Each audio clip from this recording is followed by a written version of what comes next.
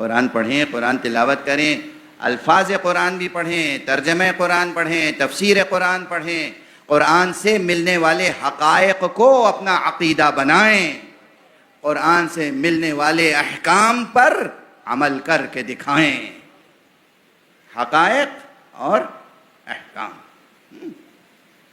قرآن مجید، اسی قرآن مجید کے تعلق سے ہمارے آپ کے چوتھے امام زین العابدین علیہ الصلاۃ والسلام کا ایک ارشاد گرامی، اور غالباً یہ ارشاد گرامی بھی اس سے پہلے میں متعدد مجلسوں میں ذکر کر چکا ہوں۔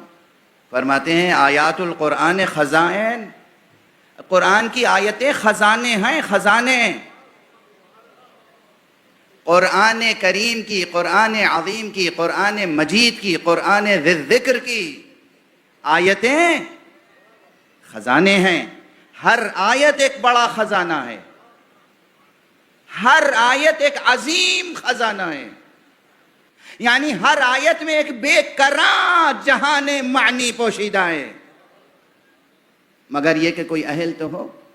تو امام نے فرمایا، امام زین العابدین علیہ السلام کی تعلیم ہے، امام سجاد کے عزادارو، امام کا یہ کلام یاد رکھنا، اور آج سے قرآن کی تلاوت میں پھر خلل نہ آئے، سستی نہ آئے، قرآن کی تلاوت روز ہو، اور کم سے کم ایک آیت یا کسی ایک فقرے پر تھوڑی دیر کے لیے دل و نگاہ کو، ذہن کو، ضمیر کو مرتکز کر کے وہاں سے حق کی تجلی اپنے دل پر پیدا کرنے کی کوشش کرنا۔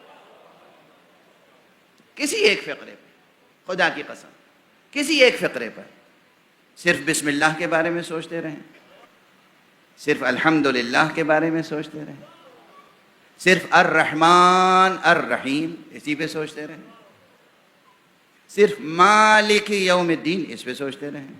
ارے میں آپ کو قسم کھا کے عرض کر رہا ہوں، کچھ نہ یاد ہو، صرف آپ توجہ کے ساتھ، پوری توجہ کے ساتھ، محبت کے ساتھ، ادب کے ساتھ آپ کہتے رہیں الف لام میم، الف لام میم، الف لام میم، الف لام میم، اتنی بار کہیں کہ آپ محسوس کریں گے کہ آپ کے سامنے سے کوئی پردہ ہٹ رہا ہے اور تجلی ہو رہی ہے، نور آشکارا ہو رہا ہے، آنکھوں میں نور، دل میں نور، ذہن میں نور، آپ کے پورے وجود میں نورانیت پھیل جائے گی۔ پڑھیں تو صحیح قرآن محبت کے ساتھ۔ یہ وہ حروف ہیں جن میں نہ تجوید کی مشکل ہے، نہ قرأت کی مشکل ہے، شین قاف ح عین قاف خ صاد سے کچھ نہیں، الف لام میم، یہ وہ تین آوازیں ہیں جو دنیا کی ہر زبان میں پائی جاتی ہیں، آسانی سے ہر ایک کہہ سکتا ہے، افریقہ کا ہو، امریکہ کا ہو، بھارت کا ہو، عرب کا ہو، چین کا ہو، جاپان کا ہو، الف لام میم، ہر آدمی آسانی سے یہ حروف کہہ سکتا ہے، مگر اللہ کی محبت کے ساتھ، مصطفیٰ کی نبوت پر یقین کے ساتھ، اہل بیت سے کمال مودت کے ساتھ الف لام میم کا ورد کر کے دیکھ لو کیسی تجلیاں ہوتی ہیں۔ یہ ہے قرآن، اور یہ ہے قرآن سے جوڑنے والے اہل بیت۔ تو جناب سید سجاد کی حیات طیبہ اور ان کے مجلسوں کے صدقے میں ایک درس کم سے کم لے جائیے، عہد کر کے اٹھیے، ہمیں یہ کرنا ہے۔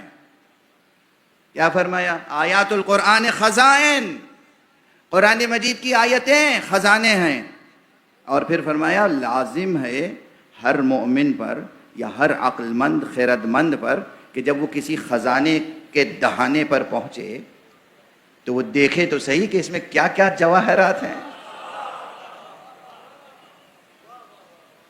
اس خزانے میں کیا کیا نعمتیں ہیں، کیا کیا چیزیں پوشیدہ ہیں، کتنے عقیق ہیں، کتنے یاقوت ہیں، کتنے فیروزے ہیں، کتنے لؤلؤ ہیں، کتنے مرجان ہیں، کتنے اصلی موتی ہیں، کیا کیا جواہر ہیں۔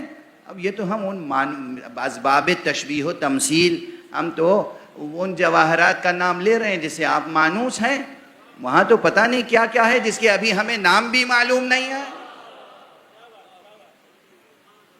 اگر ذہن مبارک اس منزل تک آ گیا تو اب آج صرف ترجمہ ہی کر سکوں گا صرف، اور اس آیت کی طرف توجہ دلا سکوں گا، اگرچہ اس آیت پر گزشتہ 2 شبوں سے گفتگو کر رہا ہوں۔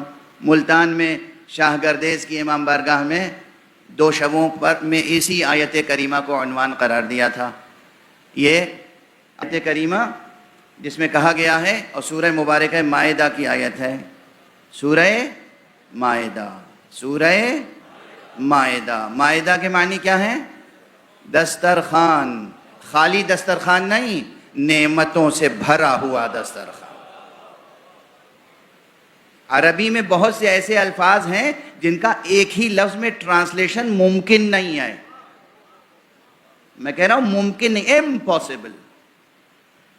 عربی زبان میں بہت سے ایسے الفاظ ہیں، بہت سے ایسے الفاظ ہیں، تنہا لفظ جس کا کوئی دوسری زبان کا تنہا لفظ ترجمہ نہیں بن سکتا، ترجمانی نہیں کر سکتا. ان میں سے ایک یہ بھی ہے، المائدہ. مائدہ یعنی دسترخوان نہیں، مائدہ یعنی نعمتوں سے بھرا ہوا دسترخوان. تو یہ سورہ مبارکہ مائدہ کی آیت ہے، اور تنہا یہ آیت، اب ایک جملہ عرض کر رہا ہوں، ہر چند کہ یہ مضمون حدیث میں وارد ہوا ہے سورہ حمد کے لیے، اور بہت مشہور ہے یہ قول کہ جو کچھ پورے قرآن میں ہے وہ سورہ حمد میں ہے. بجا، بالکل درست، یہ مضمون معصور ہے. لیکن ایک بات کہی جاتی ہے علمی بحثوں میں، اور وہ یہ کہ اثبات شیء لا ینفی ما عداہ. کسی چیز کا ثابت کرنا اس چیز کے علاوہ دوسری چیزوں کی نفی نہیں کرتا. سمجھے آپ؟ میرے پاس اتنا بڑا مجمع ہے، میں کسی ایک کی طرف اشارہ کر کے کہوں ماشاءاللہ یہ بہت اچھے مومن ہیں اور بڑے صفات ہیں ان میں، کیا اس کا یہ ترجمہ ہوگا کہ باقی سب میں کوئی مومن نہیں ہے؟ یہ تو نہیں ہو سکتا نا مفہوم ہے. کسی ایک کو میں کہہ رہا ہوں تو کسی مصلحت سے کہہ رہا ہوں گا، کسی سبب سے کہہ رہا ہوں گا. اس کے یہ معنی نہیں ہے کہ باقی سب کی طرف سے نفی ہو گئی کہ صاحب ان میں کوئی کمال نہیں ہے، ان میں کوئی ایمان نہیں ہے، ان میں صفات نہیں ہے. نہیں. تو اثبات شیء لا ینفی ما عدا، کسی چیز کو ثابت کرنا یا کسی چیز کا بیان کرنا، اس کے معنی یہ نہیں ہے کہ اس کے علاوہ چیزوں سے اس چیز کی نفی کی جا رہی ہے. علماء کرام مجلس میں تشریف فرما ہیں، پروردگار ان کے سایہ عاطفت کو، سایہ پربرکت کو محفوظ رکھے، اور مومنین کو توفیق عطا فرمائے کہ وہ علماء کی قدردانی کریں، قدر شناسی کریں، علماء سے استفادہ کریں، اور علماء کو پروردگار توفیق عطا فرمائے کہ وہ امت کے ہر فرد کو اپنے بیٹے کی طرح تربیت کریں.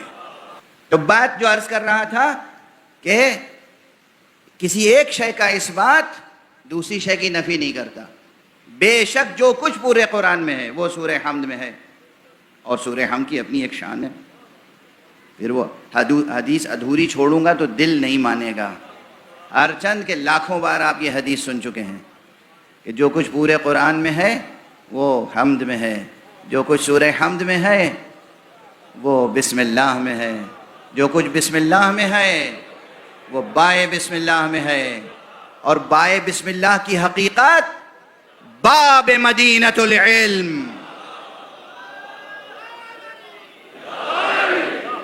علی ابن ابی طالب علیہ السلام کی ذات گرامی سے وابستہ ہے. بے ہی سے باب ہے نا، باب بے سے لکھا جاتا ہے نا، تو بے مشترک ہے نا، یہ وہی بے، وہاں سے بسم اللہ کی بے اٹھا کے رسول اللہ نے باب بنا دیا. صلوات پڑھ دیں محمد و آل محمد.